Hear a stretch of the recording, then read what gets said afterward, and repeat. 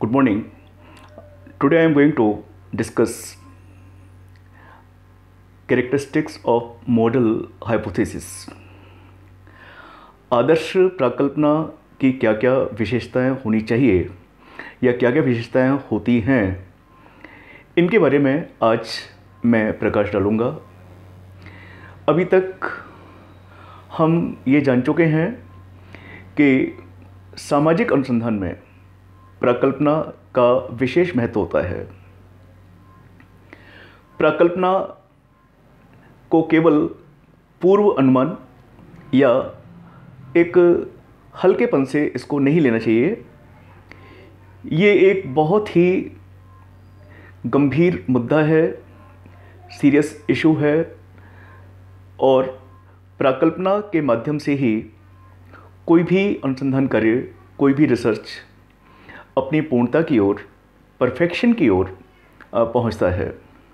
तो hypothesis leads to perfection, it leads to completion, it serves as a guideline for the researcher as how he is going to conduct the research, how he is going to study the various aspects of the problem to be studied.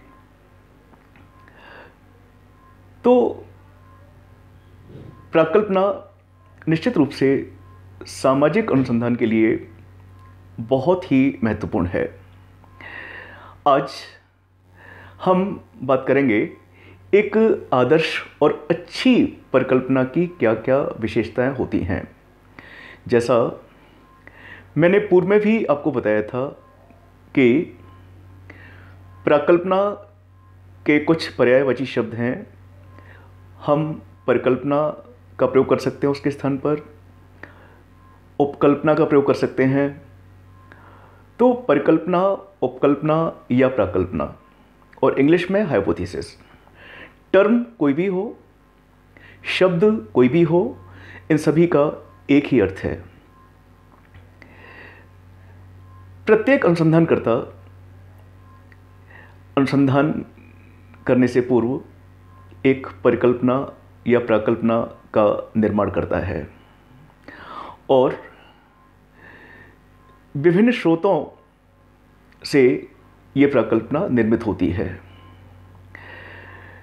अनुसंधानकर्ता से अपेक्षा की जाती है कि प्राकल्पना का निर्माण करते समय उसे बहुत गंभीर होना चाहिए।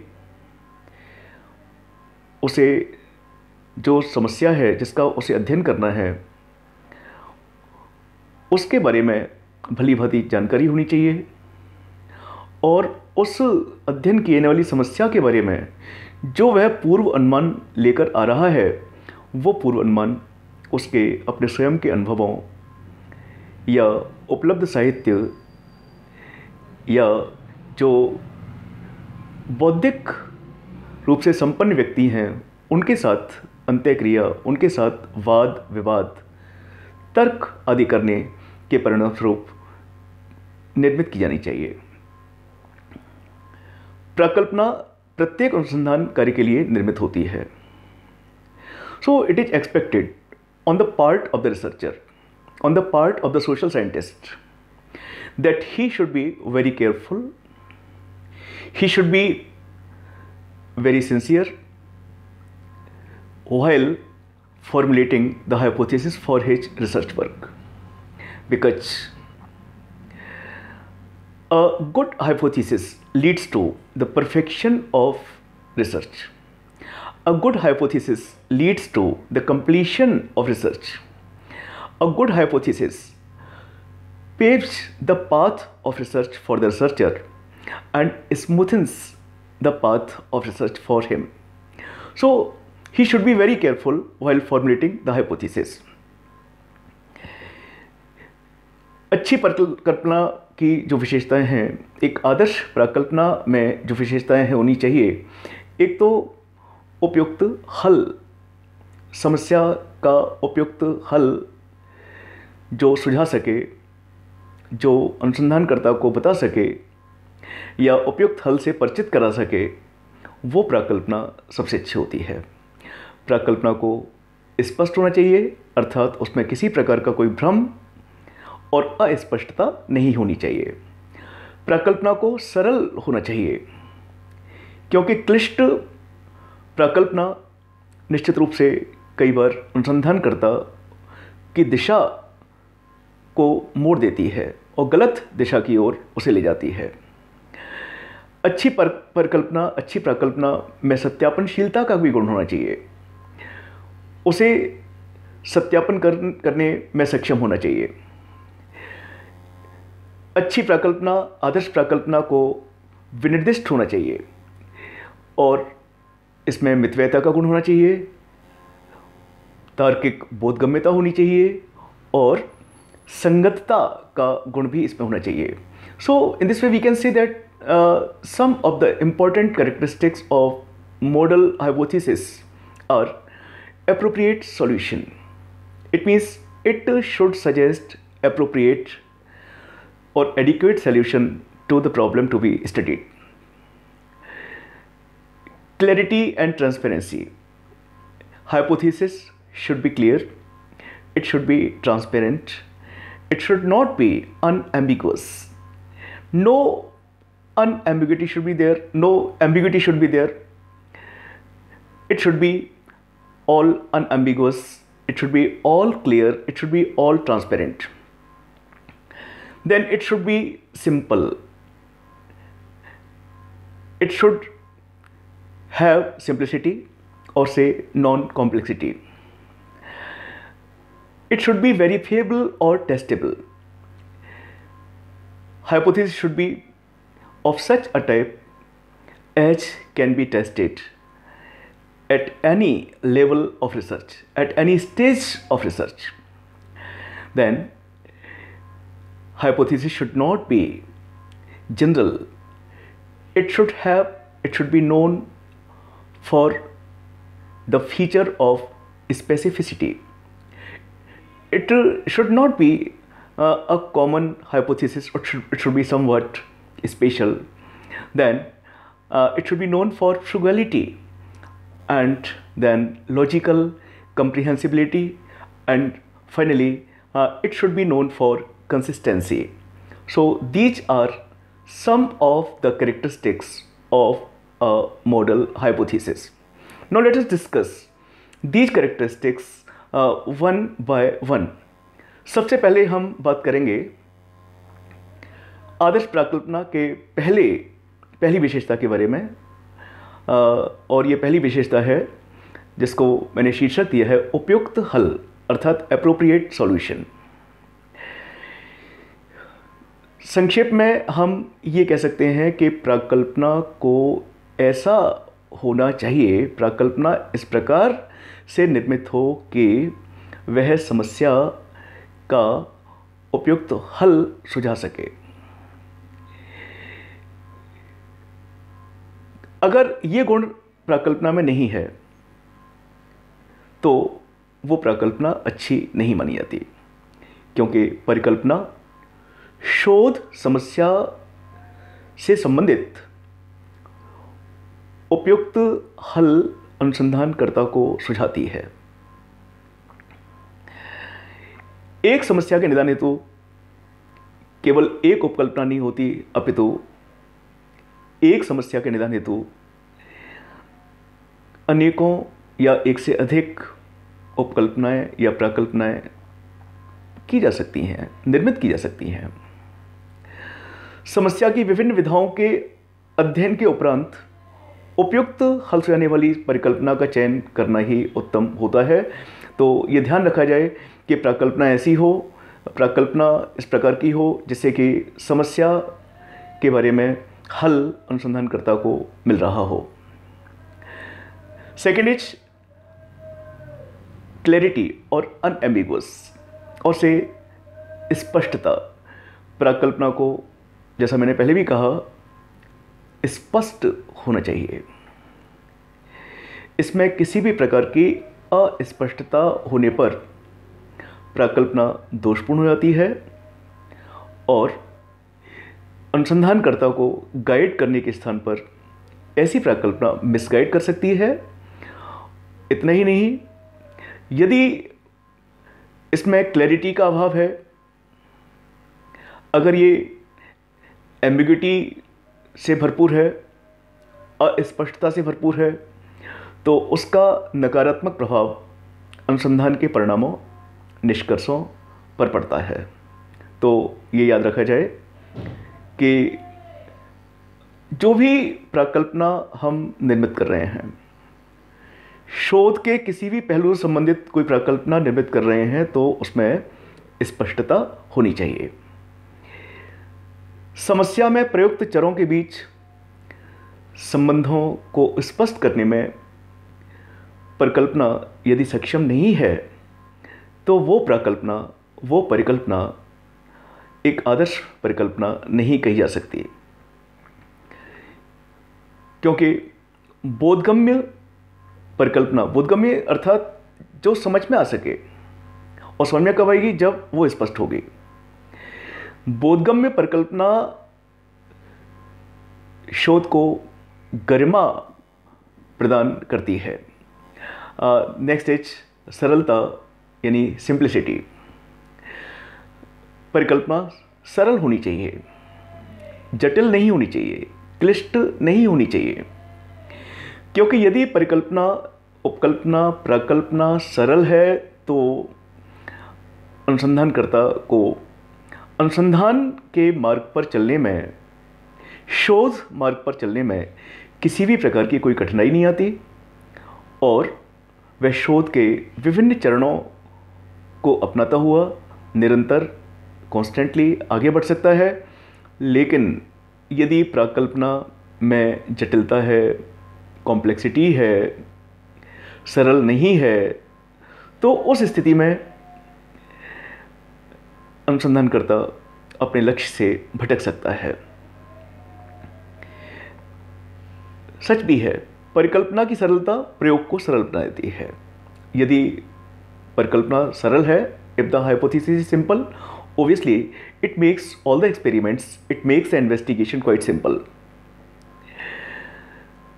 प्राकल्पना की सरलता उसकी वैधता को सरल और मापनीय बना देती है। If the hypothesis is simple,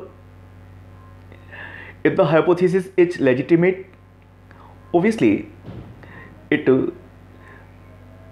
makes the legitimacy of the work worth measuring.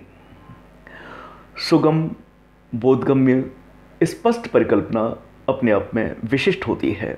तो the researchers, investigators, study makers, social scientists are expected to formulate simple hypothesis for their studies. एक आदर्श प्राकल्पना की अगली विशेषता है सत्यापनीयता। It should be verifiable, it should be testable. जैसा हम जानते हैं कि प्राकल्पना एक अनुमान मात्र है, उस अनुमान को लेकर के अनुसंधानकर्ता निरंतर आगे की ओर बढ़ता है अनुसंधान के क्षेत्र में, और जिस अनुमान को वह लेकर के चल रहा है, उस अनुमान की सत्यता की जांच वह अनुसंधान के दौरान करता है। तो प्राकल्पना ऐसी हो जिसे अनुसंधान में किसी भी स्तर पर, अनुसंधान के किसी भी चरण में, जिसकी सत्यापनशीलता को परखा जा सके। तो आदर्श परिकल्पना की ये बहुत ही महत्वपूर्ण विशेषता है कि उसे सत्यापनीय होना चाहिए, टेस्टेबल होना चाहिए। परिकल्पना के रूप में मापनीय कथन का प्रयोग होने से आनुभविक परीक्षण भी संभव हो जाता है। तो कोशिश की जाए कि जो प्राकल्पना निर्मित हो रही है वो ऐसा कथन है जिसका मापन संभव है। अगर ऐसा है तो उससे अनुसंधान के जो आनुभविक परीक्षण हैं वो भी पॉसिबल हो सकते हैं। आदर्श प्राकल्पना की अगली विशेषता है विनिर्दिष्टता, स्पेसिफिसिटी। जैसा मैंने ये बताया कि प्राकल्पना को सामान्य नहीं होना चाहिए, it should be somewhat specific. घटना बहुत व्यापक होती है और जो अध्ययन किया जाता है घटना का एक या सीमित या कुछ विशेष पक्षों का ही अध्ययन किया जाता है। तो प्राकल्पना घटना के किसी विशिष्ट पहलू से ही संबंधित होनी चाहिए जिसका अध्ययन किया जाना है। तो इट शुड हैव स्पेसिफिसिटी। विनिर्दिष्टता प्राकल्पना की महत्वपूर्ण विशेषता है। एक आदर्श परिकल्पना विशिष्ट क्षेत्र, स्पष्ट निर्देशन व वर्णन में सक्षम होती है। अत्यधिक विस्तृत परिक्षेत्र वाली परिकल्पना का परीक्षण दुष्कर हो जाता है, तो इसलिए चाहिए कि some selected, some specific, some limited study area should be selected for the study. Proper sampling of the units of information should be there. Sample size should be adequate enough to be applied to all so that legitimate conclusions, good appropriate conclusions can be drawn. Then frugality, एक अच्छी परिकल्पना को अधिक व्यय साध्य न होकर मितव्ययी होना चाहिए। ऐसी परिकल्पना हो जिसमें अनुसंधानकर्ता के ऊपर अधिक आर्थिक भार न पड़े। अभाव में प्रभाव दिखाने वाली लघु स्पष्ट और बोधगम्य हो, अर्थात कम पैसे खर्च हो, अध्ययन अधिक से अधिक अच्छा हो, अच्छे परिणाम आए। यदि परिकल्पना ऐसी है, प्राकल्पना ऐसी है, लघु है, स्पष्ट है, बोधगम्य है, तो वो प्राकल्पना एक आदर्श प्राकल्पना होती है। आदर्श प्राकल्पना की अगली विशेषता के रूप में तार्किक बोधगम्यता अर्थात लॉजिकल कॉम्प्रिहेंसिबिलिटी को मैं यहाँ संदर्भित करूँगा। एक आदर्श परिकल्पना या प्राकल्पना तार्किक रूप से बोधगम्य और व्यापक होनी चाहिए। तार्किक रूप से उसे समझा जा सके। प्राकल्पना के द्वारा सभी महत्वपूर्ण पक्षों को समावेश और उनके समावेशन का प्रतिनिधित्व तार्किक रूप से दिखाई पड़ना चाहिए। यदि ऐसा है तो वो प्राकल्पना आदर्श प्राकल्पना होती है। और नेक्स्ट इज कंसिस्टेंसी अर्थात संगतता। एक अच्छी परिकल्पना समय के साथ भी अच्छा सामंजस्य रखती है। ज्ञात तथ्यों, सिद्धांतों, नियमों से संगतता रखती है। निगमनात्मक चिंतन पर आधारित होती है। तो it should be consistent with the scientific theories. It should be consistent with timings. It should be consistent with the available research tools, available techniques. So if it is so that the hypothesis is consistent with timings, consistent with scientific theories, concepts, available tools and techniques, then obviously we can call it a model hypothesis.